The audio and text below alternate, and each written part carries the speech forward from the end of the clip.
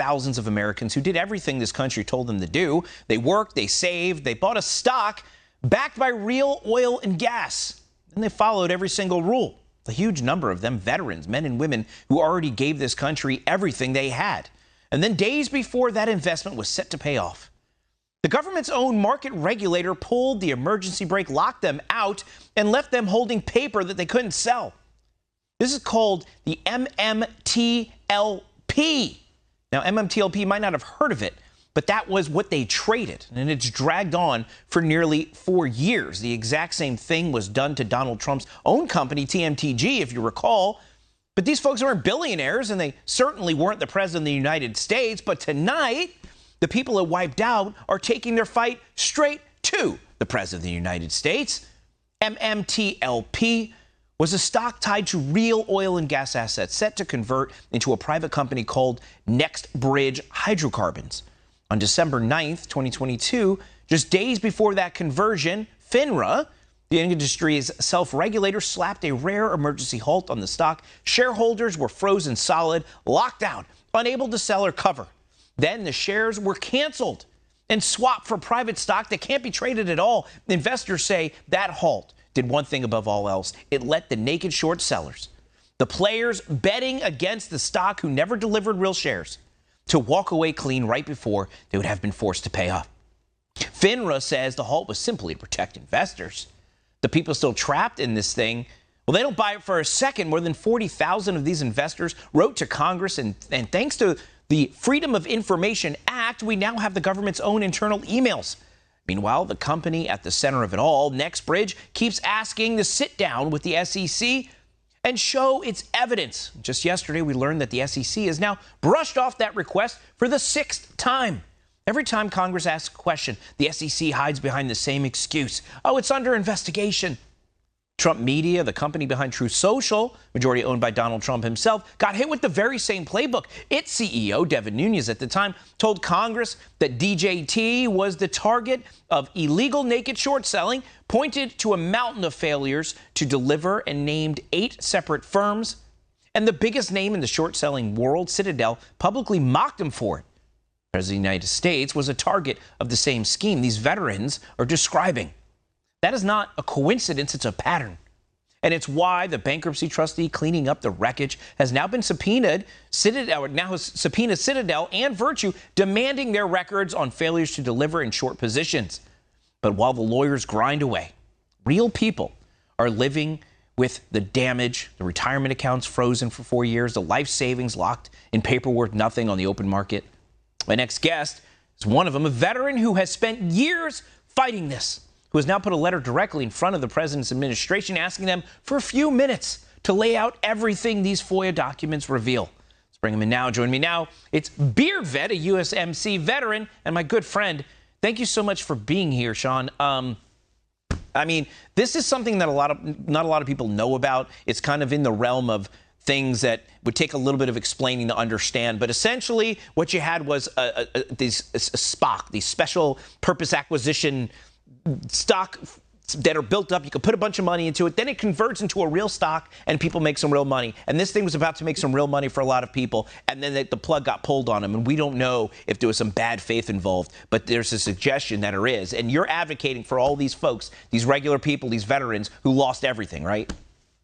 That's correct. Yes. Thank you for having me on, David. And your monologue was spot on. What happened to these folks is just another reason why we have to get to the bottom of what happened with FINRA and the SEC and what Congress was doing behind the scenes, which is a lot of nothing. You know, they've done everything in their playbook to pretty much bury this story, what happened to all these veterans families, and thousands of others. And it's disgraceful. And that's why I stepped in. The group reached out to me, asked me for some assistance to see how far up to the top we could get this thing to go. And now, I know that we got it all the way up to the Chief of Staff, Susie Wiles, and other high President Trump administration officials. So where do you think this is going to go? Because there's been multiple attempts to get somebody to do something here. But it seems we're heading towards closer and closer to the age of accountability in the Trump administration. A lot of priorities, obviously, in the last 2 years. But now we're getting to the point of accountability. Do you think now there might be finally something done for these people? Well, I'm holding out hope that the administration is going to at least address or give these people, like you were mentioning, the NextBridge CEO was asking to just speak with the SEC, and they were denying 6 requests already. These people need some answers. Their money just poofed, disappeared into thin air, and nobody knows where the money is. And these folks need some answers. And the only person, believe it or not, that can do this is the president himself. He is in full control of the SEC. And let me break this down a little bit for the audience, because here's what happens here. There's this opportunity for people to put regular people, and we're not talking about investors, we're not talking about these hedge funds, not these people in suits in Manhattan. We're talking about regular guys who are like, hey, this is supposed to be a good deal. And it supports an industry that matters to America. So regular Americans, veterans and such, were like, I want to get behind this company. I think we can make some money. So regular people put their money together, and they were going to make money on this deal. They were going to make a lot of money. And then those big firms, these big groups of people who were shorting it, basically saying they were betting on these folks losing their money. And when it looked like these folks that were betting against these people were going to lose, all of a sudden, these government organizations were like, oh, no, we're not going to let the regular folks make money. Instead, we're going to let these millionaires and billionaires take their money out instead. That's what's happening here, right? Yes. FINRA was 100% protecting their own folks. They're not regulated by the government, so they're regulated by themselves.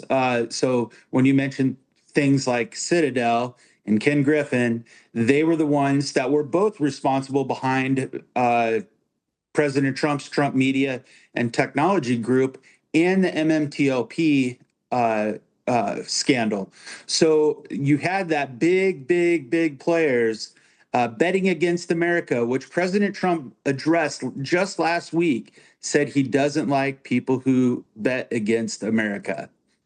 Yeah, and that's exactly what happened. They were betting against it. Now, we don't know what actually happened, what conversations happened, which is why what you're asking for is the conversation. Nobody's accusing Citadel or FINRA of wrongdoing. There's no evidence of that.